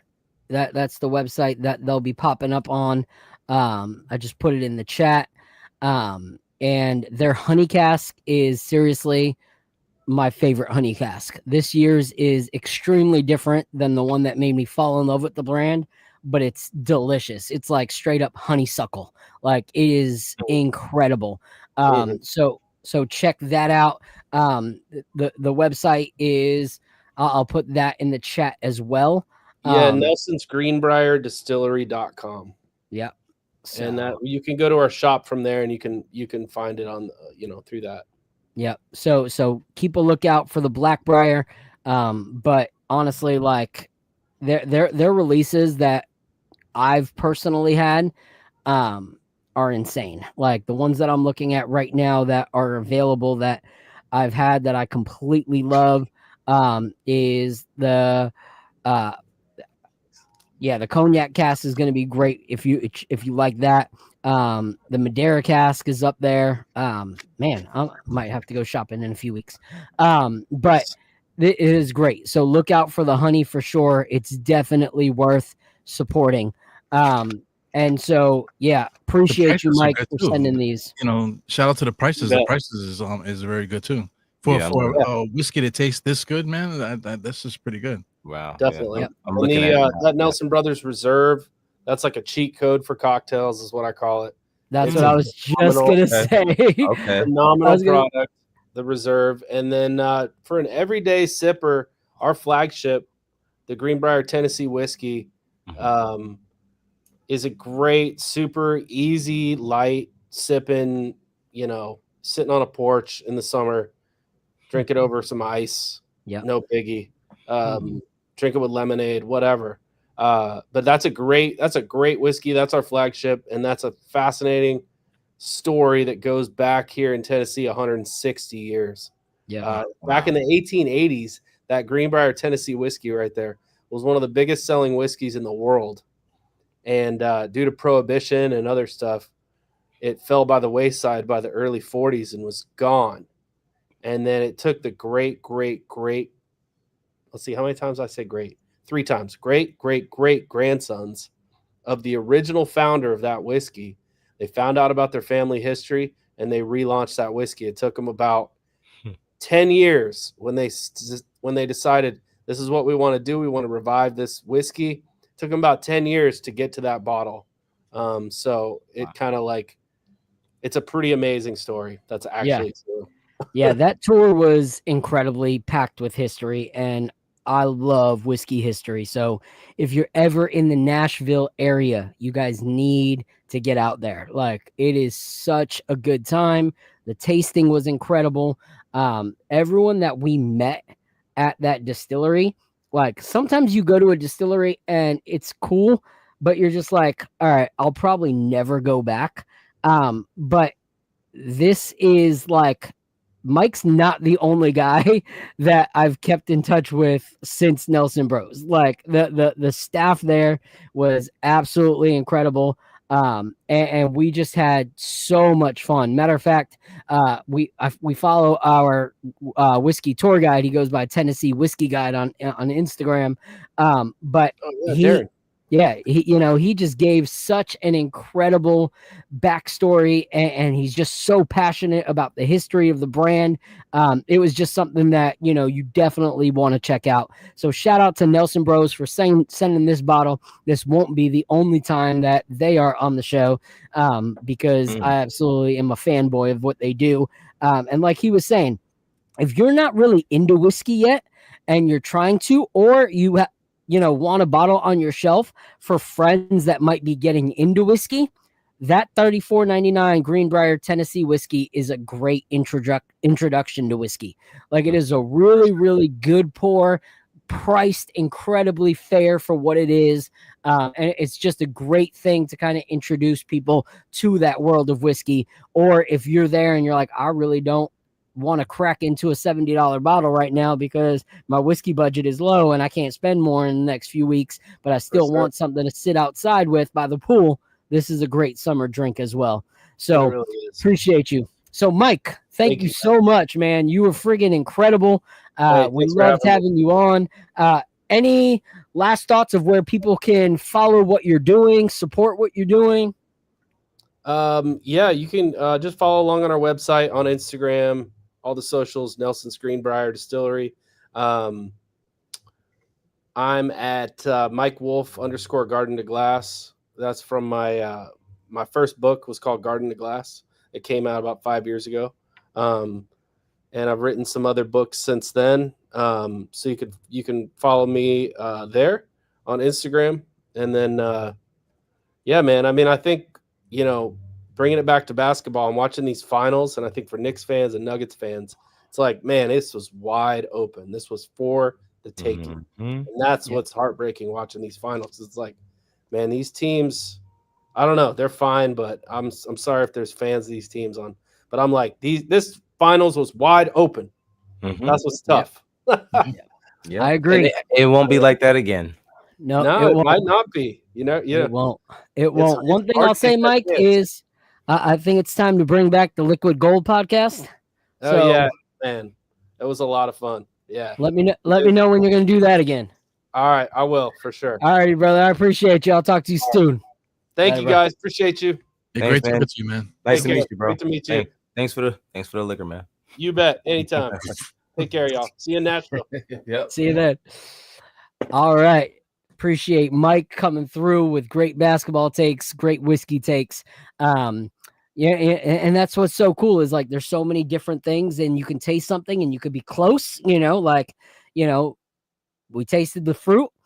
Plums very close to cherries, but they got cherries, and so I said cashews and they were like, yeah, that's nuts, but we got pecan, so you're still in the same ballpark, even though you might have, missed the actual home run. Was good, Carmen. Well, I don't mean to interrupt you, but just to add to the tasting notes, I mentioned it reminds me of a beautiful woman. All the things you mentioned plum, you mentioned the cashews, you mentioned the pecans, you mentioned the dark chocolate and stuff like that, and then we also mentioned how it's like a rolling kind of thing. When I said that, even Mike Wolf mentioned that too, that it's like it kind of the flavor kind of like rolls. You know what I'm saying? It's almost like you got your like you got your mouth on a very tasty young lady. You know what I'm saying? Well, I mean, we all grown, man. So if you ever been there, you know exactly what I'm talking about. So that's what this whiskey's giving me. This is why I encourage you not to drink the whole bottle, because you're about a sip and a half in. And I don't want to see that, Eru. I don't want to see. I do not want to tonight, man. I don't want to see that, Eru. Yo, it's crazy. Right. I've been looking at the tasting notes for the reserve, which is the one he said it was good for for the cocktails. And they got caramel, allspice, cherry, hazelnut. You know what I'm saying? I'm just like, bro, like I didn't know this was a thing when I picked up a glass of liquor. You know what I mean? But now here I am. Thanks to you, bro. Appreciate you. So yeah. Eru needs to be put on top. Eru threw me off. I'm sorry. I was gonna continue, but I was like, you know what? Let me just take this. Take it down. Anyway, so someone asked what the difference between whiskey, WHISKY, and whiskey, WHISKEY. What's the difference between the two? Honestly, there's really not. Just different places will spell it differently. They both kind of are the same thing, just different regions, different preferences, and stuff like that. But under the umbrella of whiskey, there is bourbon, there's rye, there's wheated whiskey, there is Scotch whiskey. Like all of those are under the umbrella of whiskey. So when people are like, oh, I don't like bourbon, but I like whiskey. No, you're wrong. You like whiskey, and the whiskey that you like is bourbon. Or I'm a Scotch drinker, I'm not a whiskey drinker. Well, you can't say that because Scotch is whiskey. So all of them are under the umbrella of whiskey, but they have their own things, like bourbon, rye, all that stuff, mostly complete, like all that's in the States. Scotch is typically overseas, like in Europe and stuff like that, and like Scotland, and then there's Irish whiskey from Ireland. So it's just different, but they're all under the same kind of umbrella. But back to Knicks talk. There's all these rumors, which is kind of crazy. Some people saying that we are going to make a blockbuster trade. We're trying to go after a big trade this offseason. You guys buy the hype or no? No. Yeah, I don't think so neither. Because I mean, we're kind of like, we kind of strapped a little bit. It's not, there's salary cap rules and stuff. So we would need like complicated 3-4 team trades and all this other stuff to make it work. So I don't know. Yep. Yeah, yeah. Go. My bad. No, everything would be 3-4 teams, like pretty much. And going out, big pieces would have to go out for sure. So it would definitely be an identity shift, not just coach wise, but player wise for sure. If anything was to happen. Yeah.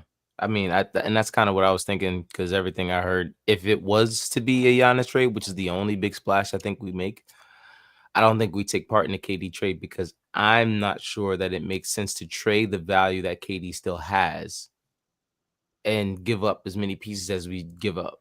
You know what I mean? Like, if it's Giannis, then that's a different story. But KD at this point in his career, I don't think he can really bring you much outside of scoring, which he still does at a very elite level. Efficiency and all of that, but he's kind of at that point in his career where you don't want to trade a lot of key pieces for someone that age. You know what I mean? Talent is there, but I would not trade. A lot of these trades that I would hear for Giannis sounds okay, cool. That sounds like something I would agree to if I were the Knicks and trying to trade for Giannis, but for KD, no. I don't think it makes sense to trade for KD. Some people think that we can get both, and technically on paper we probably, we could, if they like I said, if the other teams, got involved and stuff like that, it is possible to get both, but I mean, I think at that point we're doing too much, I think. Yeah. And here's the thing is, like, first of all, Durant, the talent is there, but I just don't understand how people ignore previous years where he had nothing but negativity to say about the Knicks and why he didn't want to be a Knick. Like, really? I don't understand the amnesia of some Knicks fans. Like, for me, it kind of reminded me of, I don't know if you guys seen it, but there's this Michael B. Jordan interview of him on the on the red carpet. And this girl's like, oh, Michael B. Jordan, the producer, da-da-da-da. She's like talking all this like hype on him and stuff like that. And he was like, oh yeah, the awkward kid or whatever, the corny kid, because the corny kid. And she's like, haha, nah, that's just a misunderstanding. It was me, it was others. That like, I support you. That it was someone from his grade school days that got the job of interviewing him and didn't think that he was going to put her on blast right on the and be like, you don't want to call me corny, like all those years, And so like that for me was one of those like KD moments where I'm like, y'all forgetting that? Like, shouldn't we as Knicks fans be like stepping in and be like, no, we don't want you. We're corny. Like we're that team. Yeah, he legit called us corny. He said that we weren't cool, whatever the hell. So, my man said I'd never go to the Knicks multiple times. I will never ever believe a report that KD is coming to the Knicks. Never. And even his business partner, and then like he has family members too that are Knicks fans, and he went against everybody because he just refused to go to the Knicks. He even went to the Nets, bro. You know what I'm saying? He went to the Nets. So I truly don't think he could handle the pressure of New York. If I'm being honest, the media, how much we talk shit about you when you have a bad game, he could not handle that. As much as he has to respond to everything that's said about him, he could not handle it in New York. I'm gonna be honest with you. I don't think he can handle it. Yeah, I don't think that Nick dude that was like, yo, KD, don't you wish you came to the Knicks? So like, if he finally did come to the Knicks, shout out to Danny Durant. It would negate that whole thing. So I think we kind of need to leave that alone. And if we did trades like that, like I said, we're gutting this team. Like, you think we go after a KD Giannis? You better believe Cat's gone. You better believe OG's gone. Mikhail's gone. Hart is gone probably. We're looking at a Brunson, KD, Deuce McBride, Durant, Mitch starting lineup kind of thing. Listen, man, I had talked about it on my show like 2 weeks ago. during our series with the Celtics, one of my best friends, he was watching a game, sitting down watching a game with someone in the Knicks brass. I don't want to say his name on the air because I kind of don't want to do that to him. Yeah. But I'll tell you behind Yeah. behind the curtains. But supposedly there would be a 3-team trade, and this is just word of mouth. So this is not a source, just word of mouth. What he has said was that the Knicks were working on a 3-team trade for Giannis. And that was during the Celtics series, which is, to me, I'm like, well, if they beat the Celtics, then I probably wouldn't do too much changing to the roster. I think we have a good enough roster to make the Eastern Conference Finals again if you just coach them a little bit better. But I'm not sure if they still make that move after making the progress we made in the playoffs. But he said a 3-team trade, and all of the guys that would be leaving, it would be all 3 of our wings. So Josh, Mikal, OG, gone. And picks, but in a 3-team trade. And then we would somehow get back, which just sounded weird, but a Giannis and Isaiah Stewart. And I was like, okay, that's cool. And then we would be giving up 2 of the 3 wings to the Bucks, and then 1 of the 3 to Detroit. And I'm like, I don't know how true that is. You know what I mean? Maybe it was just something he was just throwing out there just to see what people would say. I don't know why he would do that. But if they really want Giannis, they're gonna go get Giannis. I'll say that. Yeah. And here's the thing, though, is like,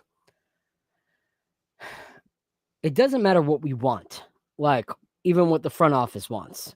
Like, let's be real. Without 3 teams involved, we can't make any big move. So we need the desperation of another team that is going to say, well, if you want Giannis, it's going to cost you. Like, and we don't have picks, so we're gutting players. Like, even in just a Giannis trade, like, we're going to have to give over because they know that we're the ones that want it, that we can't do it without them. And for me, like, when I look at it, I'm like, okay, but there's other teams out there that have more to offer. Like, there's other teams out there that have more to offer. Like, teams that have picks and are contenders, Doesn't OKC have a ton of picks? Mm-hmm. Yeah. Yep. So OKC has a ton of picks and some incredibly great young talent that they could move one of those great young talents with a bunch of money, like with a bunch of picks. Like, they could do that because they have the star potential. Like, yeah, it would be unfortunate to see someone like a Chet Holmgren, get moved with such young talent. But Chet Holmgren and 3 first-round picks, if that's going to get you a Giannis next to SGA and Williams and Hartenstein and, the rest of your squad, you're making that move, Like, so they have the young talent that has played, has developed, has shown promise, plus the picks. So, and they're in the, like, finals the year before they go for him, So, like, I see things like that, and I'm like, it would take a lot for the Knicks to do it. It would take Giannis demanding a trade to New York, like Giannis demanding something like that. And I don't see that happening. Yeah, I'm good. I wouldn't say just run it back completely. Just tweak the roster a little bit. You know what we needed? We needed another playmaker. Just to add another guy who can do something with the ball, create their own shot, not just give it to Brunson because no one else has a shot. Like, I'm sick of that. You know what I mean? Because then we get into the argument again about Brunson's dribbling the doing all this other shit. And I'm like, yo, bro, nobody else wants to do it.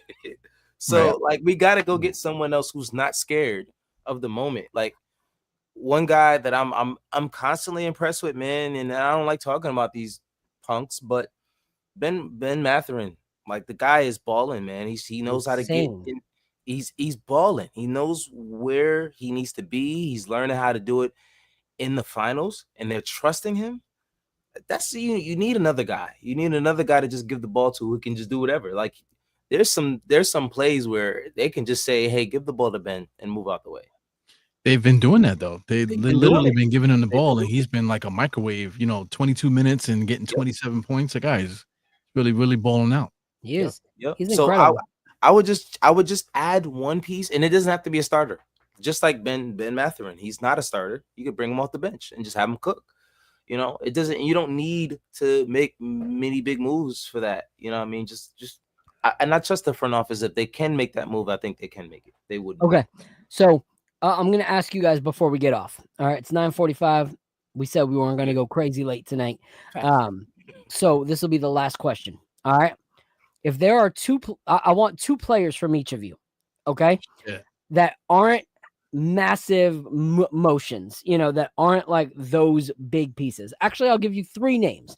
You can give three names of three players that if we could bring them to the Knicks, you would gladly do it and improve that roster. So I'll go to you first, Iru. Three players, then I'll give three players in the chat. Give me three names that you guys would add to this Knicks team, whether it was a small trade or just adding to the roster. Because we're not talking major moves, because I don't see a major move happening without, completely gutting this squad. But something that would be like a player for a player, or just adding them to the bench, or with that, $6 million-ish that we have left. So Iru, throw out three names. I mean, the names is kind of crazy to me, man. But I feel like we have some issues. We need somebody to create their own shot. Somebody preferably in the backcourt that can do something. Dante DiVincenzo, man. What he did when he was with the Knicks. We just have not been able to recreate that. We thought we had that with Deuce, but Deuce cannot create his own shot at all. DiVincenzo was able to get to the basket quick, those cuts and stuff. Not fearing the jump shot. Being able to get the shots off and stuff. So not necessarily that name, but somebody like him would be really nice. I'm just looking at Utah's roster also too. Like a Colin Sexton type that we definitely could use that coming off the bench.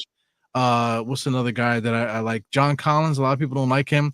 But somebody that's athletic, that can hit the three, that can rebound. You know what I'm saying? We definitely need that because we're missing rebounds with OG and Mikhail. We cannot be successful with those guys in the front. Of the regular season is one thing, but in the postseason when we needed those extra, the extra physicality and stuff like that, we definitely could have used a guy that can get you 19 points and freaking what is it, like 8 rebounds per game, man. Come on, man. So something like that. That's exactly what we need. All right. What about you, Apollo? I guess, of course, you got to have Dante up there just because of familiarity. I don't know if Dante would even come back this way. You know what I mean? I think that's the only thing about it, is I'm not sure how he feels about this organization. Now, Tibbs isn't here anymore, so maybe that changes things. Who knows? Maybe there was some kind of, because when he did come here, the first game I think was preseason. Maybe it's early in the season. I don't know. What in the games? But he was like, yeah, he said I couldn't drive to the basket, right, Tibbs? I'm like, okay, well, maybe that takes a little bit of a, I guess, feelings out of the return. But, the front office is still there. So that's one name. Another name that I really, really, really would like for us to try to make a push somehow would be Malik Monk. I really would like that kind of piece. A guy like Malik Monk. I think he's a good off the bench spark who can shoot. He can get to the basket. He can do all things, and through Christ who strengthens him, and he can play defense. He can play defense. And that's one of those guys that I think would fit perfectly on this team. Iru, you did say John Collins, and when you said that really made me think about how much athleticism we don't have on this team. I don't see many high flyers on this team. We don't have a lot of that jump out the gym kind of talent. I think the last time we had one of those guys was Obi, and he's in the finals right now. So that's honorable mention. I guess the last name, which certain Knicks fans probably might not like to hear, but Just hear me out, because even I didn't like to write it down. But Malik Beasley, I think one of those kind of guys would help us. You know what I mean? I think just a guard who can get his own bucket, still hit a high percentage of open shots, or being able to get himself open to make a shot. But yeah, guys like Dante, Malik, some consistency there. Yeah, Malik Beasley and Malik Monk. And you know, honorable mention to John Collins. All right. Cool. So before I go, I'll read Knicks Nation. He said Ty Jerome on middle-level exception. Al Horford. Shout out to the KOT family. They did mention Al Horford a few times last night. Or Chris Boucher on a minimum. Ben Simmons on a mini. Which that does give you length. That does give you defense. Then we got Prezi said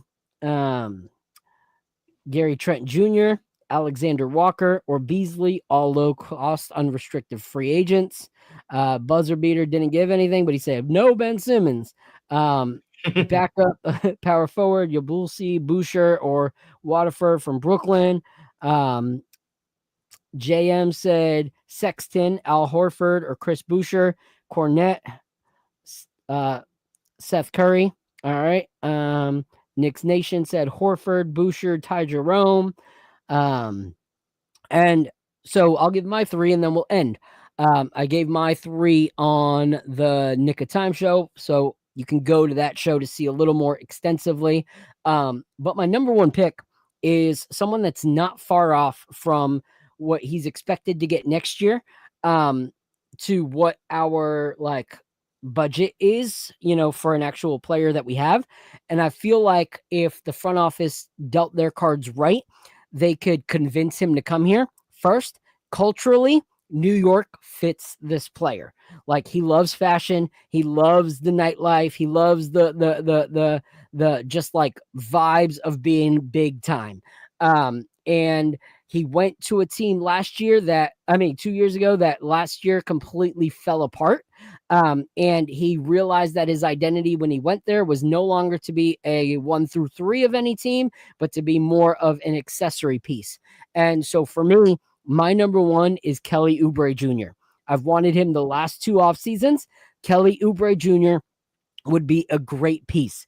And here is a way that the front office can pitch it to him is, yes, you make a little less money, but we will help you, being that we are New York City, get all that money back and more through endorsement deals that you can't get in Philly, that you can't get in any of these other cities. We can help you make that happen.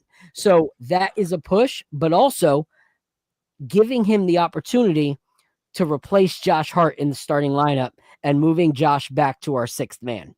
A lot of teams that are going to go after Oubre Jr. are not going to give him a starting lineup role. We could offer him that starting lineup role and tell him, hey, you might play a little less minutes than you expected in the starting lineup, but we're also going to play you off the bench. We're going to give you the opportunity to play both of those roles that you play. You will start at small forward, and then when you come in off the bench with our bench unit, you can play shooting guard. That'll give him the opportunity to play the minutes that he really wants to play with a contending team without having to sign 2 different players for those roles. We can give him the 20 to 24 minutes a game that he's hoping to play. So that's my number 1. My number 2 is it was Santil Dalma from Minnesota till I found out how much he's going to actually be given next year. So then I switched it and I agreed with B from the Nick of Time, which is Mo Wagner of the Orlando Magic. They have a massive logjam of players at the center position. And so he's coming back from an injury, so they might not sign him back. And also it'll give him the opportunity to step out of his brother's shadow because his brother is the more sought after Wagner in Orlando. So this will give him an opportunity to kind of break off and play with someone else. And what's also great is we're looking for players that can come in and make an impact that don't need to be the center focus of the New York Knicks. Like, and he does this well, because if you think about it, you guys have siblings, you have cousins. Who are the ones that you're always in competition with most? If you have a brother, it's your brother. Like me and my brother, like there's no one that I wanted to beat more or outshine more on the court than my brother. Like that was always my desire. So if he could play second fiddle on a team that his brother was playing in the starting lineup, and he still did it with joy and contributed and played hard, he would be able to do that on the New York Knicks bench. So that's my number 2. And then my number 3, I mentioned earlier, we need someone that can score at a high clip. The number 1 3-point shooting percentage all last season was Seth Curry.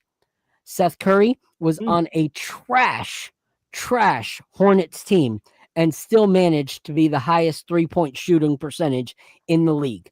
And yes, his defense fell off that last year, but I said this last night and I'll say it again.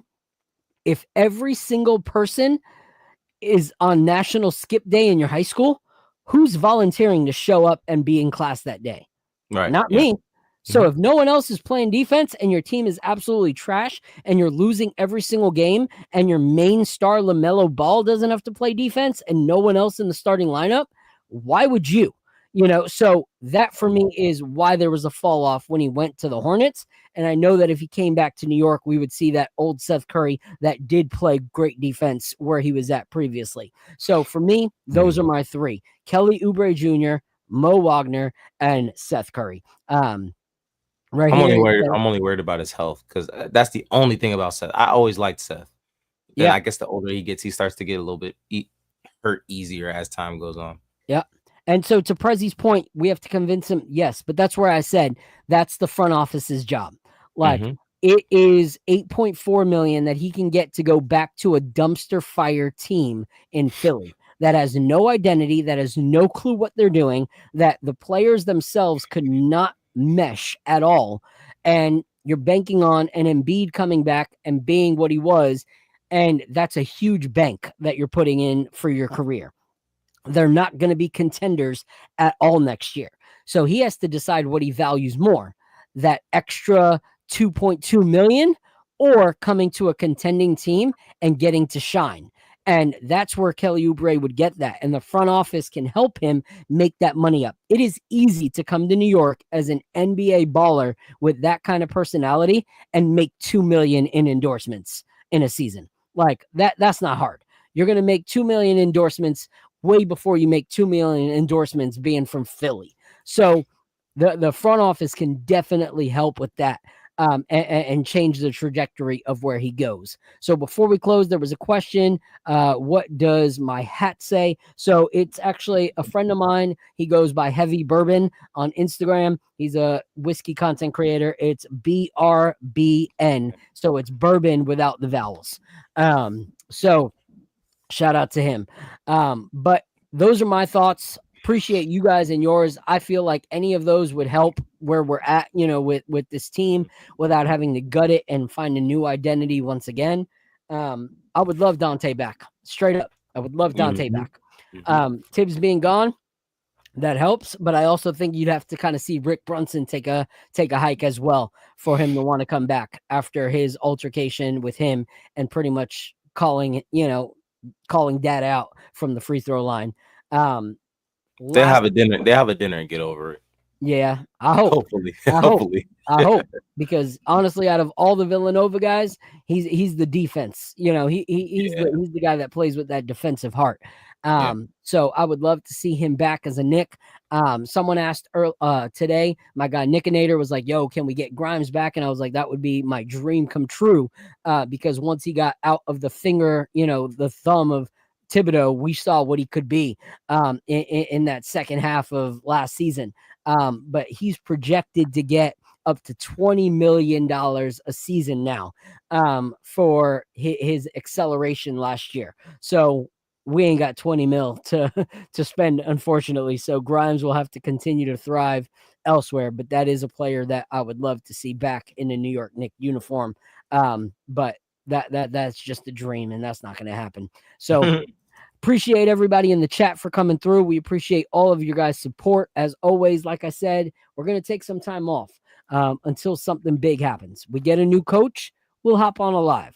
we make a blockbuster trade, we'll hop on a live. But until then, we're going to chill. We're going to enjoy the off season. We're going to love our families, and we're going to just enjoy the summer. Kids are out of school, so it's going to be busy for us anyway. So we appreciate all your guys' support this year. Please invite a friend, invite another friend, bring people to the network so we can go big next year. Shout out again to Mike Wolf from Nelson Bros Distillery. Thank you for them backing and believing what we do. And I'll let the guys give their closing thoughts before we end for the season. Quick shout out to my and Iru's sons for graduating all the way to middle school. Yeah. Good to see, you know what I mean? I know a lot of frustration goes into the parenting, but, good to see when they absolutely take it serious and, they progress, feels good as a parent. Yeah. I don't know if it feels good. My sons ain't shit, man. They're not good in school. The guys are not into sports. I mean, I don't know what these guys are doing, man, but it is what it is. I love my kids, but I gotta be real with them. You gotta lie at least, bro. I gotta be honest, Iru. I can't lie. I see all those movies about the grumpy old men. I don't know what you're gonna be when you're old, because that's you right now. The movie of the grumpy old men is you right now. So I don't know what it's gonna look like at 60. I hope we're still friends then, so I can have the time of my life just laughing at the experience of knowing you. It's my kids. I can only be real, man. I can't lie. I got to tell you the truth. So yo, you got the whole chat straight up dying. Iru. All right, and on that note, appreciate you all. Until next time, God bless. Drink responsibly, and keep Iru in your prayers. We love you guys. Have a great night.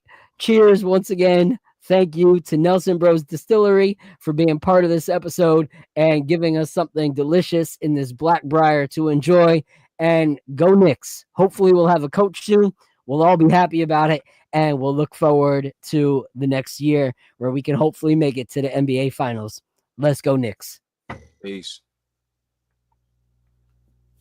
Play that outro. What the heck is happening? Outro.